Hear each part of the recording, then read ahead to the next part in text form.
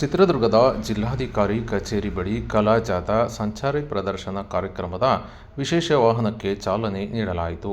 ಬುಧವಾರ ಬೆಳಗ್ಗೆ 11:30ಕ್ಕೆ ಜಿಲ್ಲಾಧಿಕಾರಿ ಕಚೇರಿ ಬಳಿ ಜಿಲ್ಲಾ ವಾರ್ತಾ ಮತ್ತು ಸಾರ್ವಜನಿಕ ಸಂಪರ್ಕ ಇಲಾಖೆ ವತಿಯಿಂದ ಸರ್ಕಾರದ ಪಂಚ ಗ್ಯಾರಂಟಿ ಯೋಜನೆಗಳ ಕುರಿತು ಪ್ರಚಾರ ಕೈಗೊಳ್ಳುವ ಸಲುವಾಗಿ ಜಿಲ್ಲೆಯಲ್ಲಿ ಹಮ್ಮಿಕೊಳ್ಳಲಾಗಿರುವ ಕಲಾ ಜಾಥಾ ಸಂಚಾರಿ ಪ್ರದರ್ಶನ ಕಾರ್ಯಕ್ರಮದ ವಿಶೇಷ ವಾಹನ ಆಗಮಿಸಿದ್ದು, ಗ್ಯಾರಂಟಿ ಯೋಜನೆಗಳ ಅನುಷ್ಠಾನ ಪ್ರಾಧಿಕಾರದ ಜಿಲ್ಲಾ ಅಧ್ಯಕ್ಷ ಆರ್. ಶಿವಣ್ಣ ಅವರು ಹಸಿರು ನಿಶಾನೆ ತೋರಿಸುವ ಮೂಲಕ ವಾಹನಕ್ಕೆ ಚಾಲನೆ ನೀಡಿ ಮಾತನಾಡಿದ್ದು, ರಾಜ್ಯ ಸರ್ಕಾರ ಜಾರಿಗೊಳಿಸಿರುವ ಪಂಚ ಗ್ಯಾರಂಟಿ ಯೋಜನೆಗಳು ರಾಜ್ಯದ ಬಡವರ ಸ್ವಾವಲಂಬಿ ಬದುಕಿಗೆ ಆಸರೆಯಾಗಿದೆ, ಆರ್ಥಿಕ ಬಲವರ್ಧನೆಗೆ ಕಾರಣವಾಗಿದೆ ಎಂದು ಅಭಿಪ್ರಾಯಪಟ್ಟರು.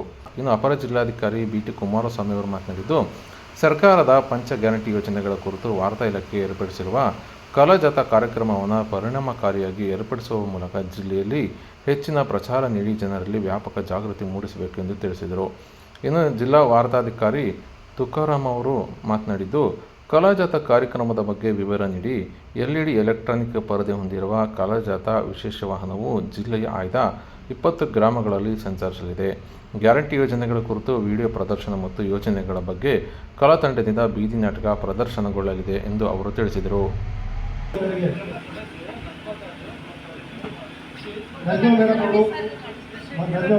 ಹಾಗೂ ಶಶಿಕುಮಾರ್ ಅವರು ಹಾಗೂ ಕಿರಣ್ ಅವರಿಗೂ ಕೂಡ ನಾನು ಇಲ್ಲಾರೆಡ್ಡಿ ಅವರಿಗೂ ಕೂಡ ನಾನು ಸ್ವಾಗತವನ್ನು ಕೋರ್ತೇನೆ. ಹಾಗೂ ಎಲ್ಲ ಗಣ್ಯರಿಗೆ ನಾನು ಮುದಸಿರ್ ಅವರಿಗೂ ನಾನು ಸ್ವಾಗತವನ್ನು ಕೋರ್ತೇನೆ.